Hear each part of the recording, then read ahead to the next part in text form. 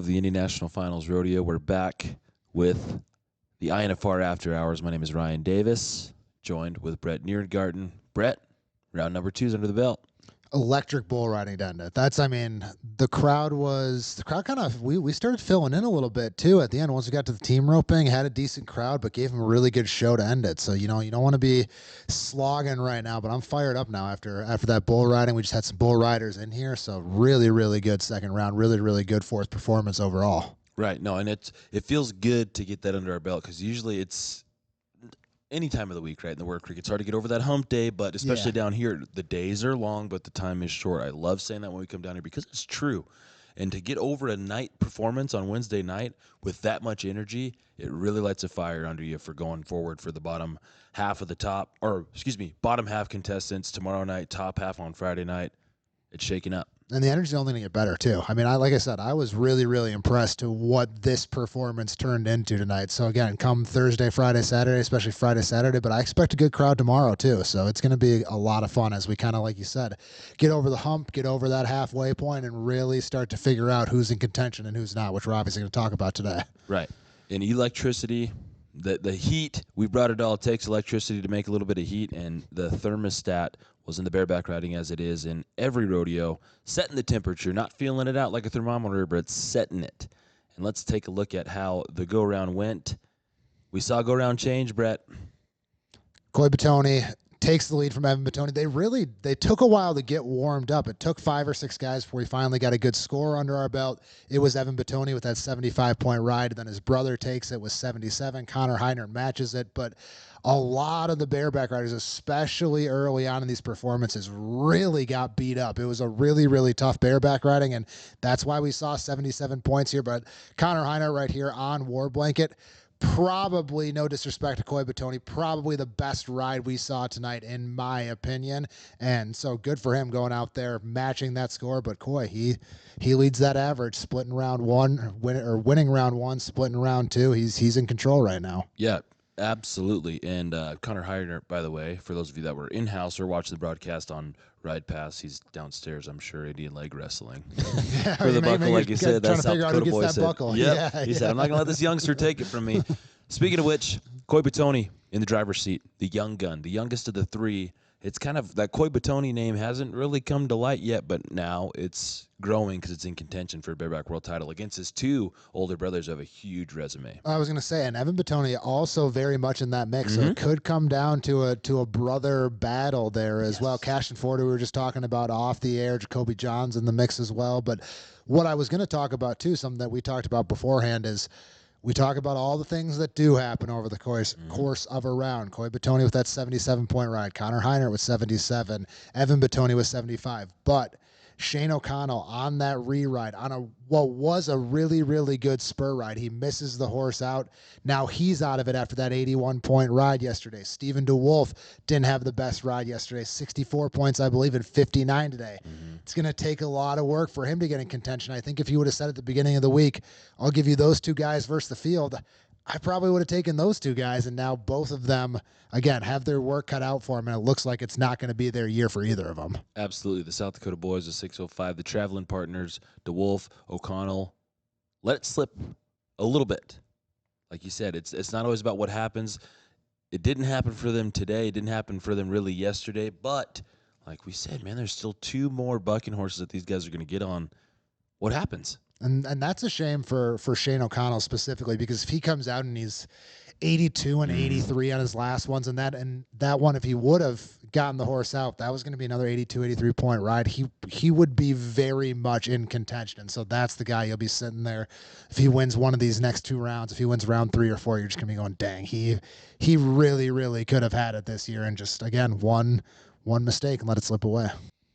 Yeah, so go around, Coy Batoni, Connor Heiner, South Dakota, splitting it at 77. Not quite the highest rides we've seen this week, but perhaps 2 of the most important rides we've seen this week. Yeah, most certainly. Again, none more important than that 77-point ride from Coy Batoni. That's going to be one we'll look back on. Again, especially just like he did last night with his brother being 81 points and him being 82. 3-point lead on his brother now, and both times his brother was out first, made a good ride, and he made a better ride. Little brothers. You always got to watch out for little brothers. Real, Man, I'm telling you. Even if you're competing for a world title, there you gotta keep an eye on They're them. always spoiling it Yeah, for you. exactly. Let's move on from the little brothers to the big brothers of the rodeo world. That is the steer wrestling, the big fellas. Tonight, it went to the 406 in Montana. Yeah, Wasted Real Bird 4.92, but something else I found really interesting. We talked about how we thought things were going to get faster in the steer wrestling. The times don't really reflect that, but especially in that first performance, I'm bullish that we're going to get that because a lot of guys got their hands on those steers really, really quick. Some of them didn't take advantage of that opportunity, but again, we had guys out of there who missed, but they were working really hard. They were able to get that opportunity to make a big run, just didn't have it happen. Then ironically, with Wasted Real Bird, he had a runner there, and he chased it all the way down to make it 4.92. So it was just interesting to see him go this far down the arena when we had so many guys who could have been high fours, lower fours, with just where they got the steer. He had to go after it a little more. And that gray horse has an amazing story. For those of you that don't know the story on it, make sure you tune into performance round number two, pardon me, to listen to what Wasted Real Bird said tonight after that interview. And he talks about where that horse comes from. He talks about what goes into. He talks about mounting up different people on that horse because that horse is so sought after because of how quickly it gets going on those runners. And Wasted Real Bird taking advantage of it, winning the go round and setting himself up for maybe a spoiler. Yeah, I mean, you win around, you're going to always have a chance here, especially, again, we have seen a lot of those guys, a lot of those no times, guys not catch, so you never know, and it never hurts to get a round win, of course, too. So No, not at all. Who are your favorites so far in round number two?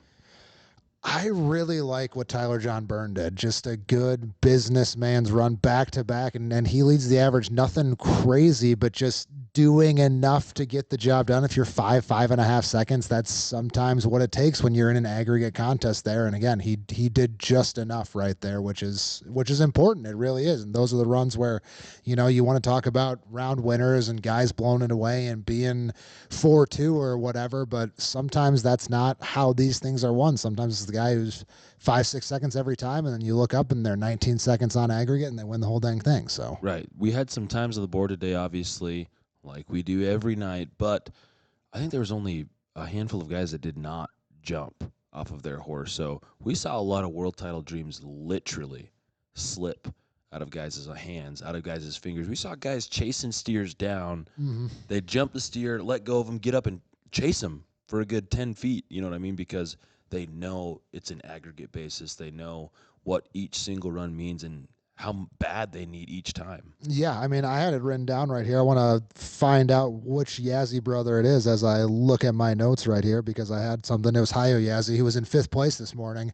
He was 7.39, and again, he was one of those guys, got the hands on the steer really, really quickly, couldn't get it to the ground, but just doing enough to get a time, and a time like 7.39, you're not out of this thing at all if you do that. Like I said, he was in 5th place coming into the performance tonight. So again, those are the little things that you see over the course of these rodeos where you don't think that's going to be a big run. You don't think that's really going to matter. And then you might look back and you say, well, that 7.39 very easily could have been a miss. It very easily could have been 9.5. He very easily could have broken the barrier there. None of those things happen. And again, very much keeps himself alive instead. Well, Wasted Real Bird is going to get the go-around win tonight. I talked to him before the performance. I said, what do you got today, Waste? And he said, I got a runner.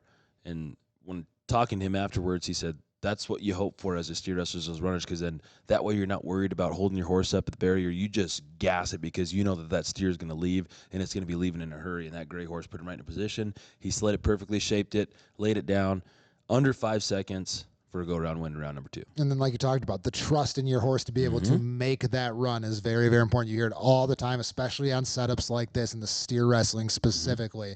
Horsepower means more than maybe any other event. And across all of our timed events, we're at the point of the week now where we find out who's mounted.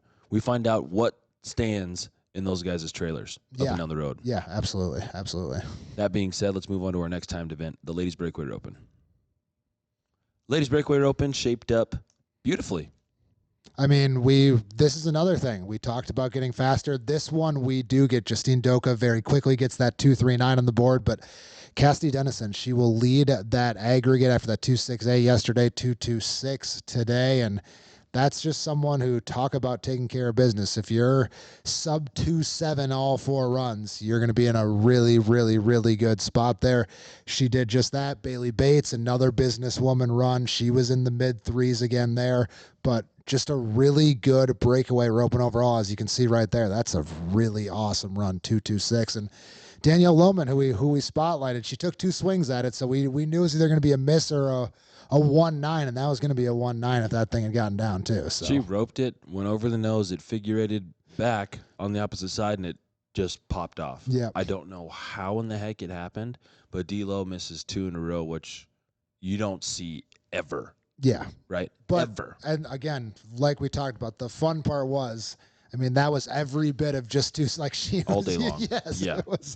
You saw her in the box, and right away when you saw her make that first swing, you're like, I don't know if there's even going to be another one. Boom, there she goes. She's throwing that thing, which again is all you can ask for. So for being so familiar with Vegas, D-Lo has a terrible poker face. Right? She backs into the box, and you can just see in her eyes that it was a tough round yesterday. She knows she has to really make a big move back into the box today, and she went for it all.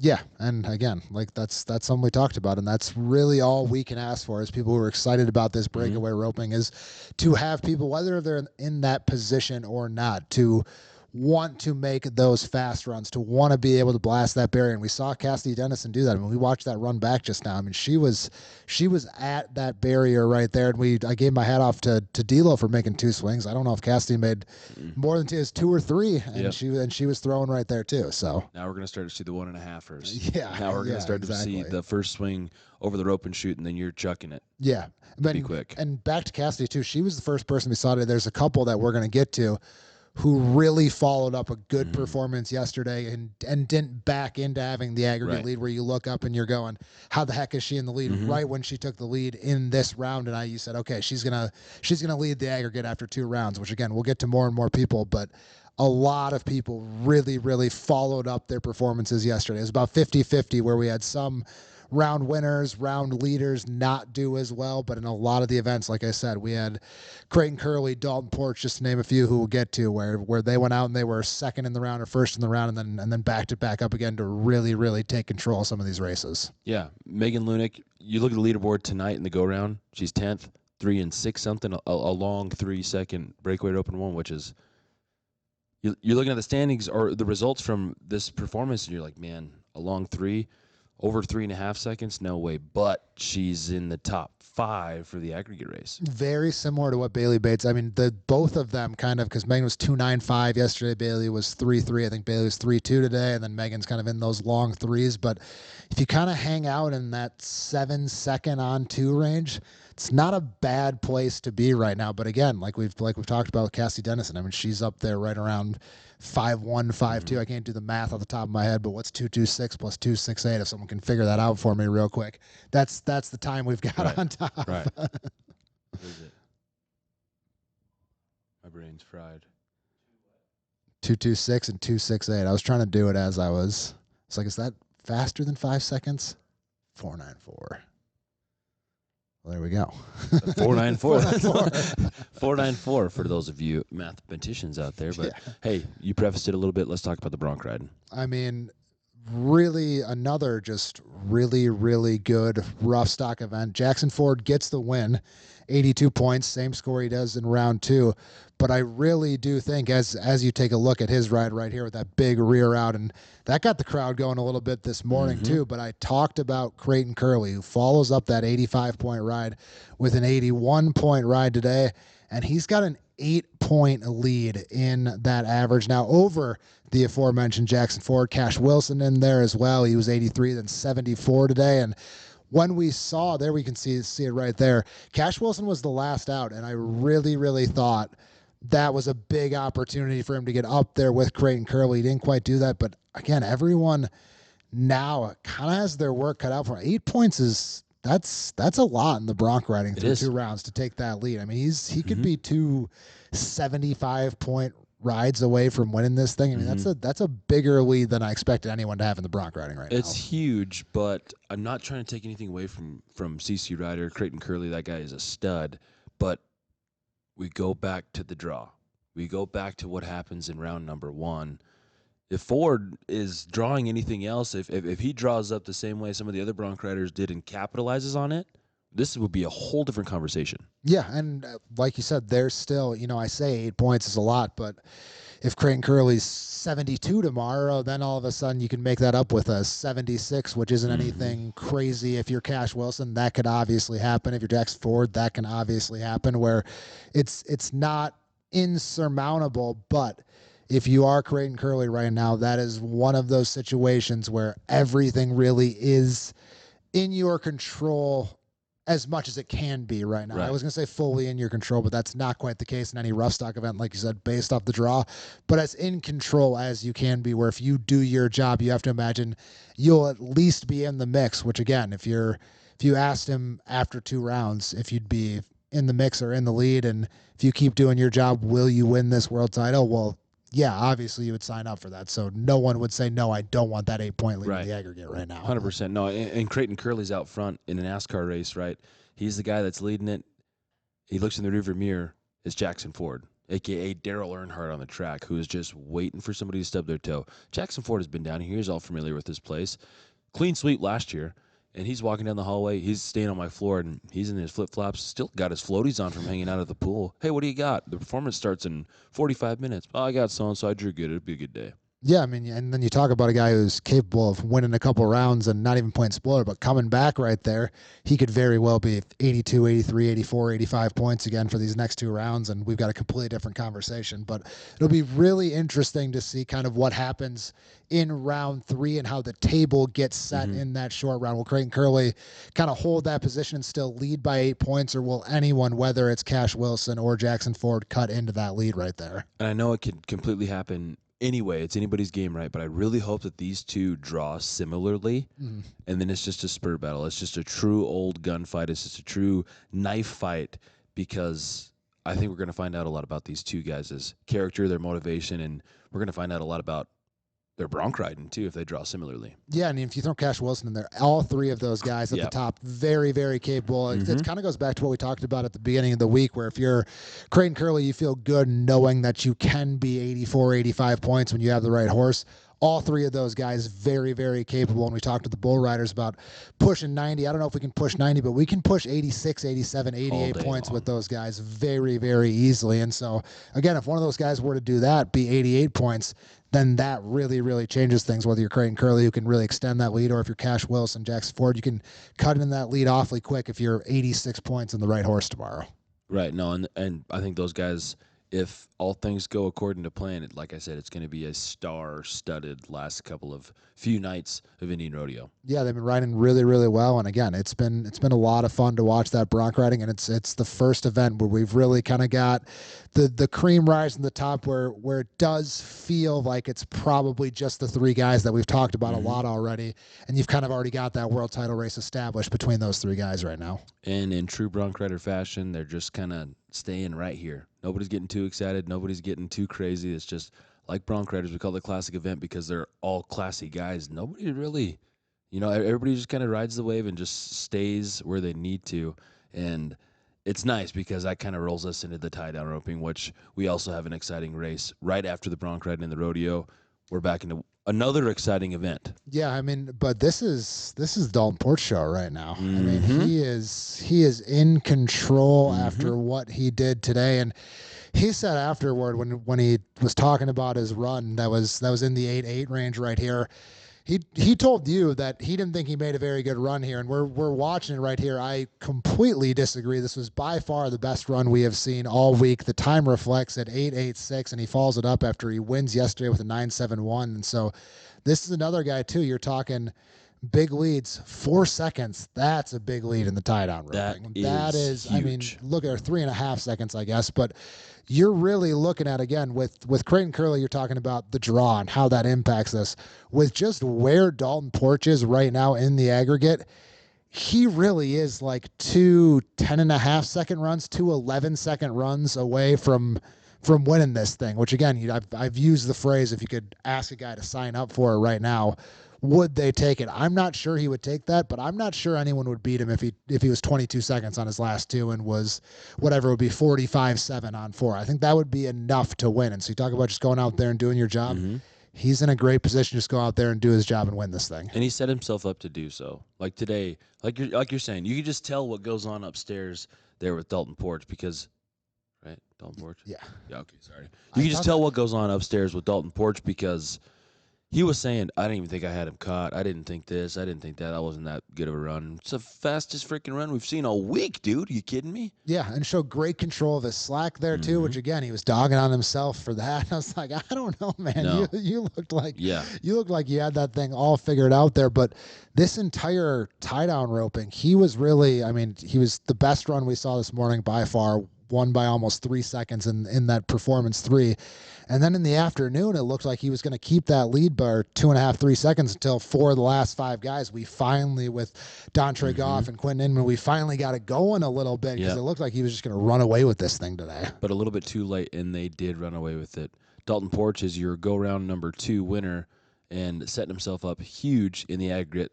A calf they won second on last night, drew it tonight to win first, and like you said, leading it by, 8 seconds, you said? 3.5. 3.5 seconds. Close. Leading it by 8 seconds, that's marginal, and that is huge. And I don't know if there's anybody that's going to catch him. No, I don't want to sit here and make predictions, make proclamations, but again, like I said, if he just makes his run, he can even afford a bobble or two, which you don't want to be thinking about in there. But if he's 10 seconds tomorrow, he puts himself in a position where all he's got to do is put 3 wraps on one in round 4, and he's going to be the champion here. This is the hard part of the week, though, because we get into a groove, and then the guys who are sitting at the top get a day off. It can help you or hinder you because it can mess up a groove you're in. It can mess up a whole mojo you've been feeling. You kind of get into the rhythm. You finally down on the South Point. You understand how things are working. You understand the walk from the stalls. You get your horse warmed up in the right way. But then you take 24-plus hours off. What will that do to him? Yeah, and he feels like a guy where if you could have him go rope one right now, he would want to. If you could have round 3 at midnight tonight, he'd say, "Yeah, let's go do it right now." And so, yeah, that's something that will be interesting is what happens, and you have time to think about that big lead, and so we'll see about that because he's still a young kid too. Right, no, 100%. But he's got the mentals of a veteran, and I'm looking to see him shine and not stub his toe because I think he's got it upstairs. He's got the horsepower. He's mounted to do it. He's been living down south, working on his craft, tied on roping. Dalton Porch, watch this kid. Watch this kid closely because he might just run away with this thing and slam the door shut behind him with a good run on Friday night. Team roping, we needed it.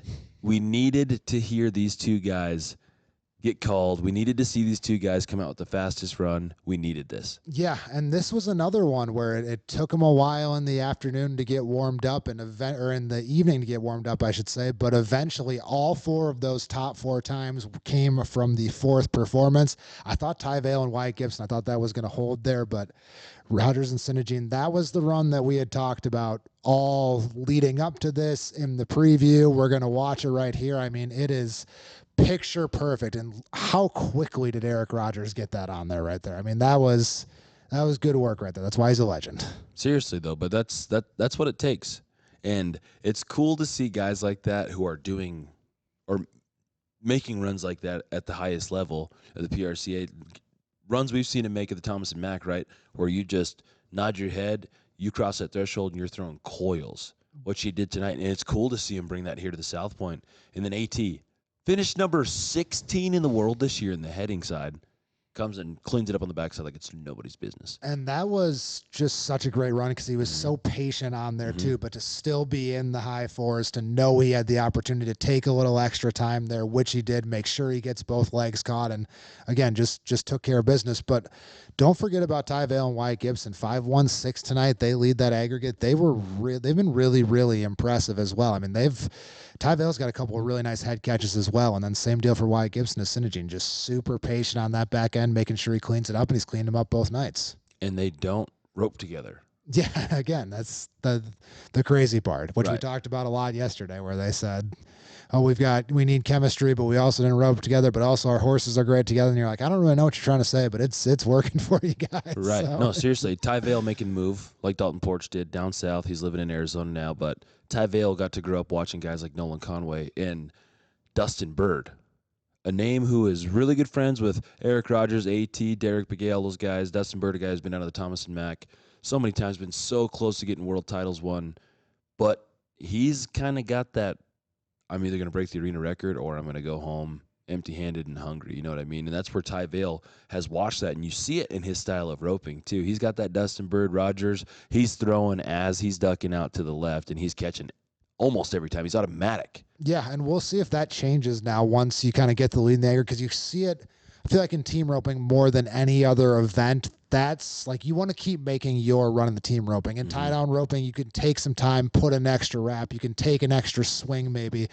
I feel like in team roping, when you start thinking about, that's when you really start making mistakes, is when you start thinking about those extra swings and your timing's off and your healer is not ready. Again, I feel like that really complicates things. But on the flip side of it there, when you kind of play fast and loose like that and you have an aggregate lead, the last thing you want is a missed head catch. Then all of a sudden you're out of this thing when you were in control of it. So it's just kind of that push and pull. But that's, I mean, it's a team event. There's more variables. There's two guys. There's two horses. It all makes sense that there would be more at play there. Again, I just kind of find that fascinating right now, where you lead by a second and a half.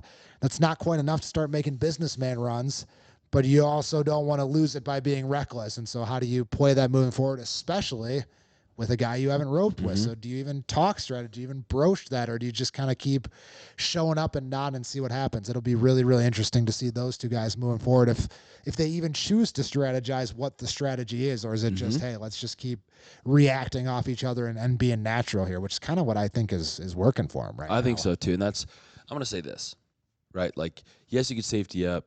Yes, you could rope fast, and you don't want to stub your toes, so you kind of got all these mind things. But if it ain't broke, don't fix it, man.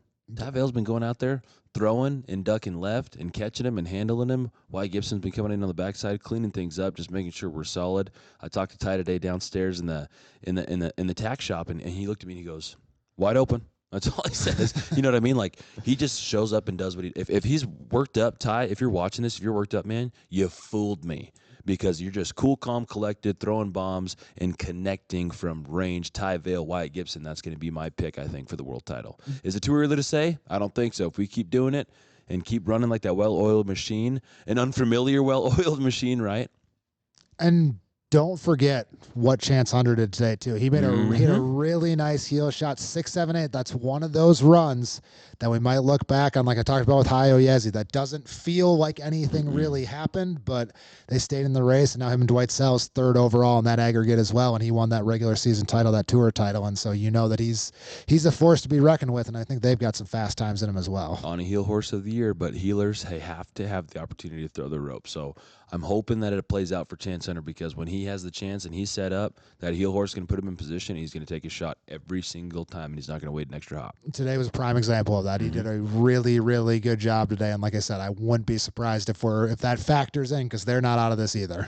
Right. And we recognized all of our horses of the year, head and side, heeling, all of our timed event horses. We recognized them after the barrel racing. But before we recognized all those horses of the year, we saw the fastest run, I think, that I've seen it in a while. It might not have clocked as the fastest time we've seen in a long time here in the South Point, but just something about it. The energy was a little bit higher there with that run. Yeah, we saw kind of, like we talked about, I feel like there was something that changed in the arena night when we got to the team roping, then it carried over into the barrel racing, then into the bull riding. But Bailey O'Leary, really, really, really good run. You can see it, 15.298.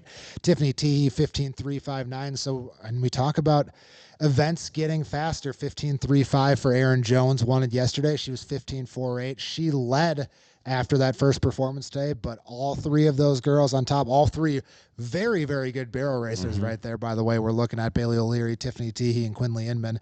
They all showed up tonight and just made it an even faster barrel race, which I think we're going to continue to see throughout. Again, we say it with a lot of the events, but I really feel strongly about that with barrel racing, that every single round, the winning time will be faster than the previous time. Right. No, and I really think so, that there's, you talk about something just shifted. I don't know what it was in the air. Something shifted, though. And there was that it factor that we've been looking for all week.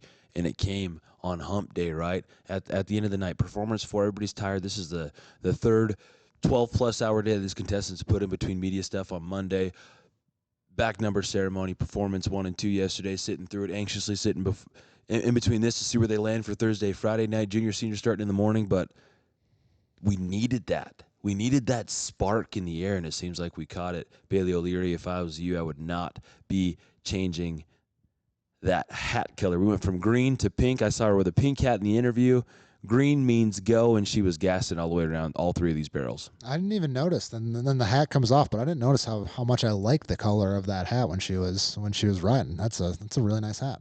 Hot pink for a hot smoking run, 15 and 298. Goose was actually the horse that punched her ticket here at Sutina up in Canada. That's what won her that rodeo, this horse.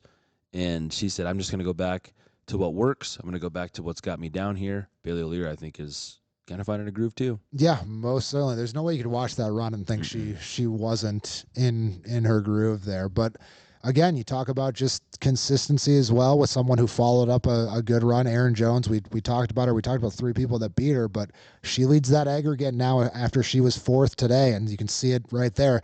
By a very, very little bit, she's on top. And Bailey O'Leary, if she didn't have that run that she would have today, she might be completely out of this thing. Instead, she's up there. Quinley Inman, same deal. Tiffany Teehee. So all of those girls who really showed out in this evening performance all find themselves in that top 10. And if you look back at those scores, not very far apart. So you talk about an event that is still wide open, barrel racing completely wide open right now. And here's where it gets super interesting too, is Quinley Inman and Sox.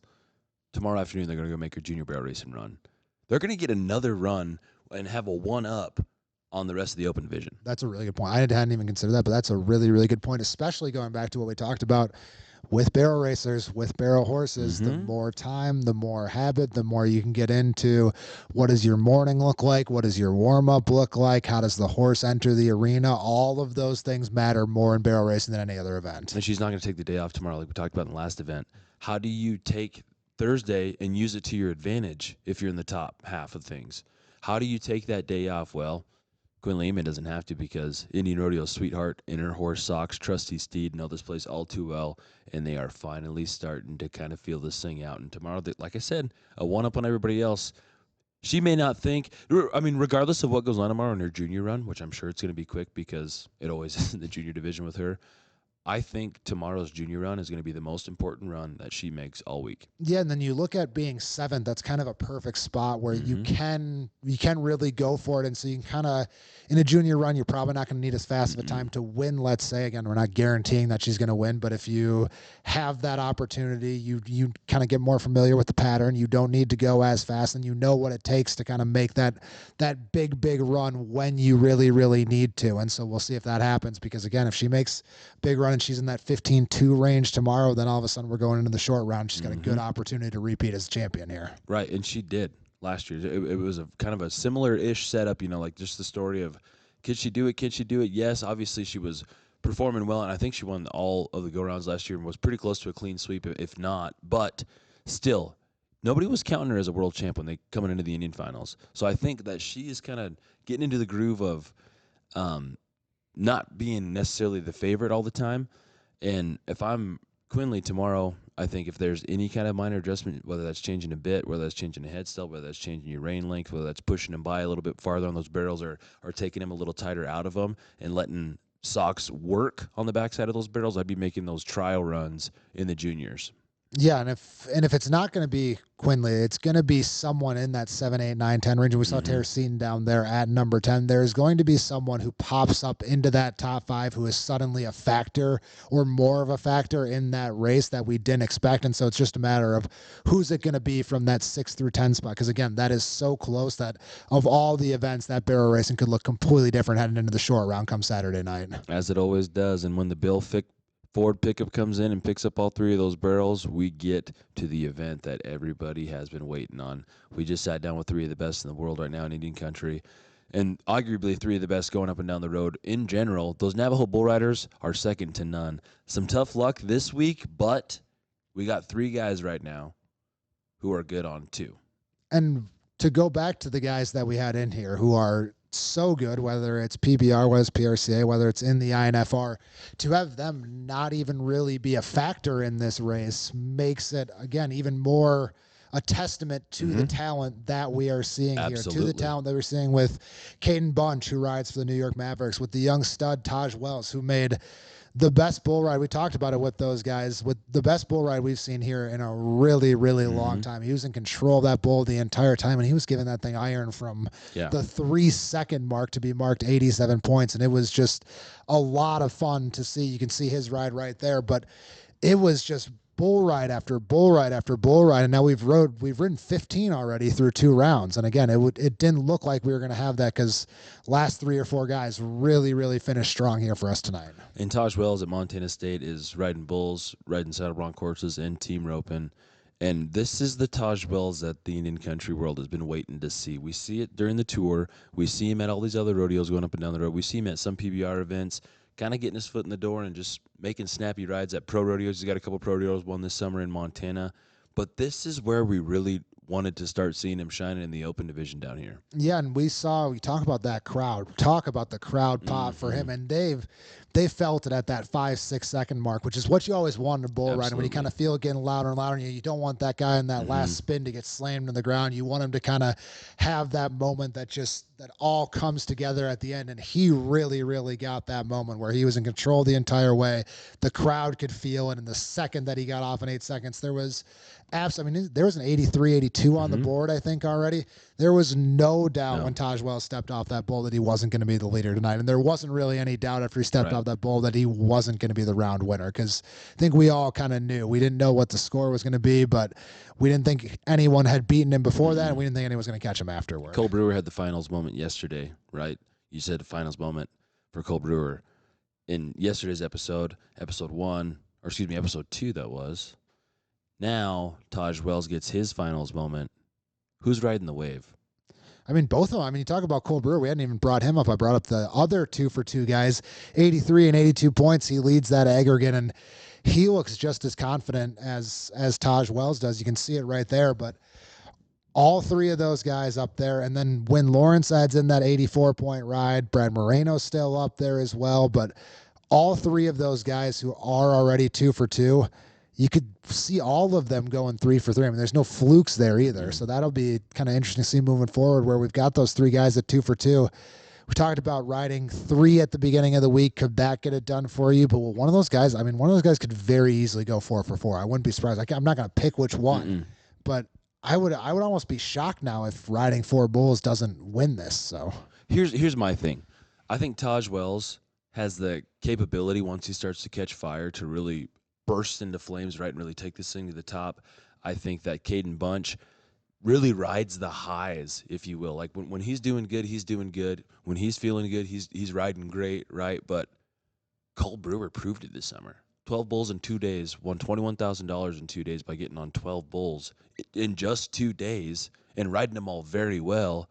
That he proves that he can go the distance there as the Ironman of bull riding right now. Yeah, and he looks, talk about a guy who just looks confident. Obviously he leads the aggregate, so it's not a shock to say on aggregate his 2 rides were the best. But even, Taj Wells yesterday had one that didn't really buck, and that's to no fault of his. But Cole Brewer has been tested the most of any other bull rider and passed the tests of all 24 guys that we've had in this bull riding field.